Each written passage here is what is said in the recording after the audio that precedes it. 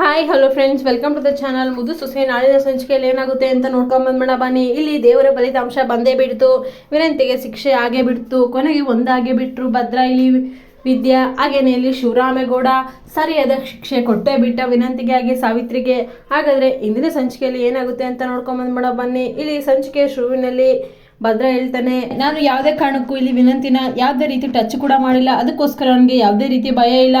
ಯಾವುದೇ ದೇವ್ರ ಪರೀಕ್ಷೆನೂ ಆಗಲಿ, ದೇವರು ಯಾರಿಗೆ ಏನೇನು ಕೊಡಬೇಕು ಅದು ಕೊಟ್ಟೆ ಕೊಡ್ತಾನೆ. ಯಾರಿಗೆ ಮೋಸ ಮಾಡಿದರೆ ಅವರಿಗೆ ಶಿಕ್ಷೆ ಕೊಟ್ಟೆ ಕೊಡ್ತಾನೆ ದೇವರು ಅಂತ ಹೇಳ್ಬಿಟ್ಟು ಇಲ್ಲಿ ಭದ್ರಾ ಹೇಳ್ತಾನೆ. ಆಗ ಇಲ್ಲಿ ವಿದ್ಯೆ ಹೇಳ್ತಾಳೆ, ಹೌದು ಹೌದು ಗೌಡ್ರೆ, ನನಗೆ ನಿಮ್ಮ ಮೇಲೆ ಸಂಪೂರ್ಣವಾಗಿ ನಂಬಿಕೆ ಇದೆ. ಇಲ್ಲಿ ಭದ್ರೇಗೌಡ್ರ ಮೇಲೆ ನನಗೆ ಸಂಪೂರ್ಣವಾಗಿ ನಂಬಿಕೆ ಇದೆ. ಅವರು ಯಾವುದೇ ಕಾರಣಕ್ಕೂ ತಪ್ಪು ಮಾಡೋಕ್ಕೆ ಸಾಧ್ಯನೇ ಇಲ್ಲ. ಅವ್ರ ಮೇಲೆ ನನಗೆ ನಂಬಿಕೆ ಇದೆ. ಅವರು ಬೇಕಾದರೆ ಇಲ್ಲಿ ಅವರು ಯಾವುದೇ ಕಾರಣಕ್ಕೂ ತಪ್ಪು ಮಾಡಿಲ್ಲ ಅಂತ ನಾನು ಕೂಡ ಶಿಕ್ಷೆ ಅನುಭವಿಸ್ತೀನಿ ಅಂತ ಹೇಳ್ಬಿಟ್ಟು ಇಲ್ಲಿ ವಿದ್ಯೆ ಹೇಳ್ತಾಳೆ. ಆಗ ಭದ್ರಾ ಹೇಳ್ತಾನೆ, ವಿದ್ಯಾ, ನೀನು ಕಣಮ್ಮಿ ನನ್ನ ಮೇಲೆ ಸರಿಯಾದ ಹೆಂಡತಿ ಅಂತಂದರೆ ನನಗಿನೇ ನಿನಗೇ ಜಾಸ್ತಿ ನಂಬಿಕೆ ಇದೆ ನನ್ನ ಮೇಲೆ. ನೀನಿಟ್ಟಿರೋ ನಂಬಿಕೆಗೆ ನಾನು ಯಾವತ್ತಿಗೂ ಚಿರಋಣಿ ಅಂತ ಹೇಳ್ಬಿಟ್ಟು ಇಲ್ಲಿ ಭದ್ರೇಗೌಡ ಹೇಳ್ತಾನೆ. ಆಗ ಸಾವಿತ್ರಿ ಬರ್ತಾಳೆ. ಸಾವಿತ್ರಿ ಬಂದಮೇಲೆ ಇಲ್ಲಿ, ಹೌದಾ ಸರಿ, ಹಾಗಾದರೆ ಕೂಡ ನಂಬಿಕೆ ಇದೆ. ಇಲ್ಲಿ ವಿನಂತಿ ಕೂಡ ಯಾವುದೇ ರೀತಿ ತಪ್ಪು ಮಾಡಿಲ್ಲ. ಇದು ಭದ್ರಣ್ಣಂದೇ ಕೆಲಸ. ಇಲ್ಲಿ ವಿನಂತಿ ಈಗ ಮೋಸ ಹೋಗಿದ್ದಾಳೆ. ಅದಕ್ಕೋಸ್ಕರ ಇಲ್ಲಿ ಮದುವೆ ಆಗಲೇಬೇಕು. ದೇವರು ಶಿಕ್ಷೆ ಕೊಟ್ಟೇ ಕೊಡ್ತಾರೆ. ದೇವ್ರು ಮಾತ್ರ ಸುಮ್ಮನೆ ಬಿಡಲ್ಲ. ದೇವ್ರು ಶಿಕ್ಷೆ ಕೊಟ್ಟ ಮೇಲೆ, ದೇವರು ಈಗ ಫಲಿತಾಂಶ ಬಂದಮೇಲೆ ಮದುವೆ ಅಂತ ನಡೆಸಲೇಬೇಕು ಅಂತ ಹೇಳ್ಬಿಟ್ಟು ಇಲ್ಲಿ ಸಾವಿತ್ರಿ ಹೇಳ್ತಾಳೆ. ಆಗ ಇಲ್ಲಿ ಅವ್ರ ಚಿಕ್ಕಪ್ಪ ಏನೇ ಇಲ್ಲಿ ಶಿವರಾಮೇಗೌಡ ಹೇಳ್ತಾರೆ, ಸರಿ, ದೇವ್ರು ಯಾರು ನಿರ್ಣಯ ತಗೊತಾರೋ ಅದೇ ನಿರ್ಣಯ, ದೇವ್ರದ್ದೇ ಕೊನೆ ನಿರ್ಣಯ.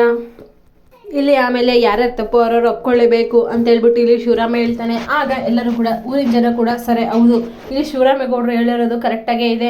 ಯಾಕಪ್ಪ ಅಂತಂದರೆ ಇಲ್ಲಿ ದೇವರು ಕರೆಕ್ಟಾದ ನಿರ್ಣಯ ಕೊಟ್ಟೇ ಕೊಡ್ತಾನೆ. ಯಾರಿಗೆ ಮೋಸ ಮಾಡಿದರೆ ಅವರಿಗೆ ಸರಿಯಾದ ಶಿಕ್ಷೆ ಕೊಟ್ಟೇ ಕೊಡ್ತಾನೆ.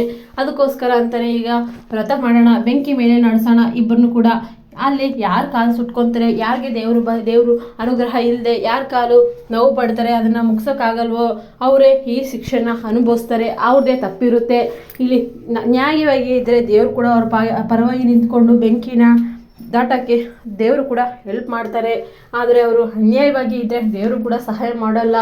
ಆಗ ಅವ್ರದವ್ರಿಗೆ ಕೂಡ ಗೊತ್ತಾಗುತ್ತೆ. ಆಗ ಅವರು ತಪ್ಪು ಒಪ್ಕೊತಾರೆ ಅಂತ ಹೇಳ್ಬಿಟ್ಟು ಇಲ್ಲಿ ಊರಿನ ಜನ ಹೇಳ್ತಾರೆ. ಆಗ ಬೆಂಕಿನ ಕೆಂಡನೆಲ್ಲ ತೊಗೊಂಬಂದ್ಬಿಟ್ಟು ಹಾಕ್ತಾರೆ. ಇಲ್ಲಿ ಅದನ್ನು ನೋಡಿಬಿಟ್ಟು ಸ್ವಲ್ಪ ಸಾವಿತ್ರಿಗೆ ವಿನಂತಿಗೆ ಟೆನ್ಷನ್ ಆಗುತ್ತೆ.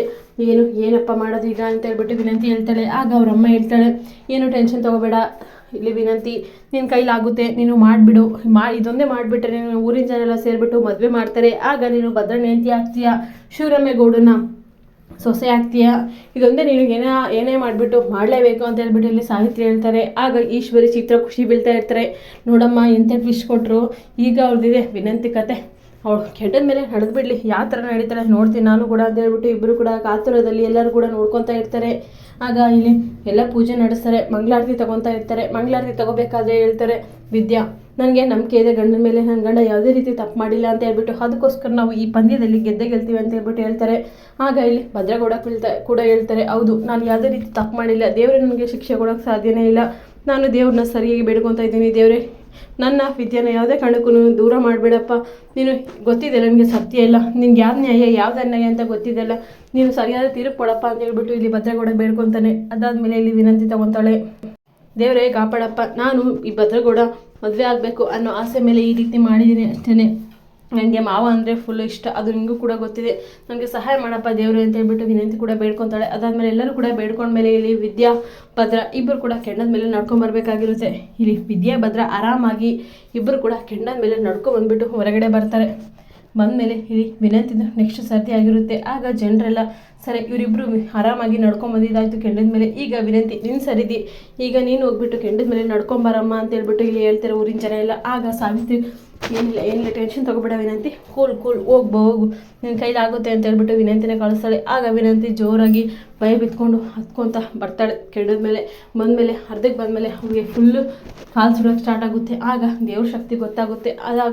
ಅದೇ ಟೈಮಲ್ಲಿ ಇಲ್ಲಿ ಶಿವರಾಮೇಗೌಡರಿಗೆ ದೇವರು ಮೈಯಲ್ಲಿ ಬರ್ತಾರೆ. ಮೈಯಲ್ಲಿ ಬಂದುಬಿಟ್ಟು ದೇವ್ರ ರೂಪದಲ್ಲಿ ಭದ್ರೇಗೌಡನಿಗೆ ವಿದ್ಯೆಗೆ ಆಶೀರ್ವಾದ ಮಾಡಿಬಿಟ್ಟು, ಹಾಗೆ ಶಿವರಾಮೇಗೌಡ ಇದು ಬೆಂಕಿ ಇಟ್ಕೊಂಡು, ಸತ್ಯ ಒಪ್ಕೊಂಡ್ಬಿಡು, ಸತ್ಯಗೆ ಈಗ ಉಳಿವು, ಸುಳ್ಳಿಗೆ ಉಳಿವಿಲ್ಲ, ಯಾವತ್ತಿದ್ರೆ ಸಾವೇ, ಅದಕ್ಕೆ ನೀನು ಸತ್ಯ ಒಪ್ಕೊಂಬಿಡು ಅಂತ ಹೇಳ್ಬಿಟ್ಟು ವಿನಂತಿನ ಕೇಳ್ತಾ ಇರ್ತಾರೆ. ಶಿವರಾಮೇಗೌಡ ಮೈಯಲ್ಲಿ ಬಂದಿರುತ್ತೆ ದೇವರು. ಆಗ ವಿನಂತಿ ಅದನ್ನೆಲ್ಲ ನೋಡಿಬಿಟ್ಟು ಫುಲ್ ಟೆನ್ಷನ್ ತೊಗೊಂಡ್ಬಿಟ್ಟು ಫುಲ್ ಅಳ್ತಾ ಇರ್ತಾಳೆ. ಏನಾಗ್ತಾ ಇದೆ ಒಂದು ಕೂಡ ಅರ್ಥ ಆಗ್ತಾ ಇಲ್ಲ. ಇಲ್ಲಿ ಯಾವ ರೀತಿ ಈಗ ಮಾಡೋದು ಅಂತ ಹೇಳ್ಬಿಟ್ಟು ಕಾಲು ಹೊಡೆದ್ರೆ ಫುಲ್ ಸುಡ್ತಾ ಇರ್ತವೆ. ಅವಳ ಕೈಲಿಗೆ ಆ ವ್ರತ ಮುಗ್ಸೋಕ್ಕೆ ಆಗಲ್ಲ.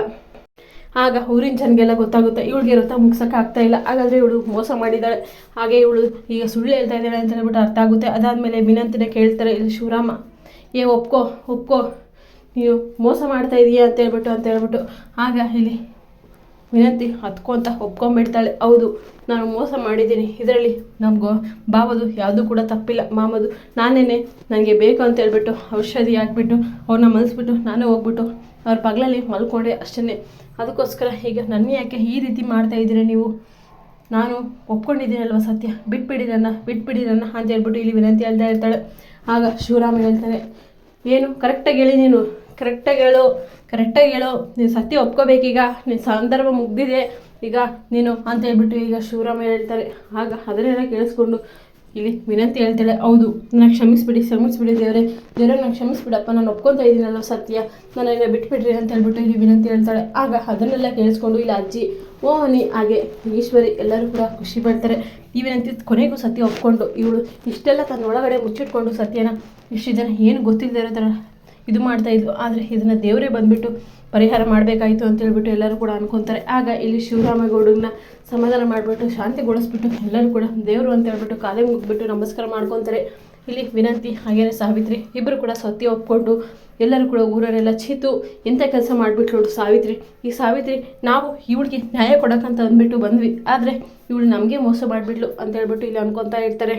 ಆಗ ಇಲ್ಲಿ ಅಜ್ಜ ಬರ್ತಾರೆ. ಅಜ್ಜ ಬಂದುಬಿಟ್ಟು, ಸಾವಿತ್ರಿ ನೋಡೆ, ನಿನ್ನ ನಾನು ನಂಬ್ಕೊಂಡು ನಿನಗೆ ಸಪೋರ್ಟ್ ಮಾಡೋಕ್ಕೆ ಬಂದೆ, ಆದರೆ ನೀನು ಈ ಥರ ಮೋಸ ಮಾಡಿಬಿಟ್ಟು ನನಗೆ ಒಂದು ಮಾತು ಕೂಡ ನನಗೆ ಹೇಳೇ ಇಲ್ಲ. ನೀನು ಒಂದು ಮಾತು ಕೂಡ ಹೇಳ್ದಂಗೆ ನಿಂದೆ ನೀನು ಸಾಧಿಸ್ಬಿಟ್ಟು ಈಗ ಎಲ್ಲರ ಮುಂದೆ ನನ್ನ ಮರ್ಯಾದೆ ಕೂಡ ತೆಗೆದ್ಬಿಟ್ಟು ನಾನು ಹೇಳಿದೆ ನಿನಗೆ ಬೇಡ ಅಂತ ಹೇಳಿದ್ರೆ ಕೂಡ ನೀನು ಇಲ್ಲ ನ್ಯಾಯ ಬೇಕು ನನಗೆ, ನನ್ನ ಮಗಳಿಗೆ ಮೋಸ ಆಗಿದೆ ಅಂತ ಹೇಳ್ಬಿಟ್ಟು ಎಷ್ಟು ವಾದ ಮಾಡಿದೆ, ಆದರೆ ಒಂದು ಸ್ವಲ್ಪ ಸತ್ಯ ಇಲ್ಲ ಅದರಲ್ಲಿ.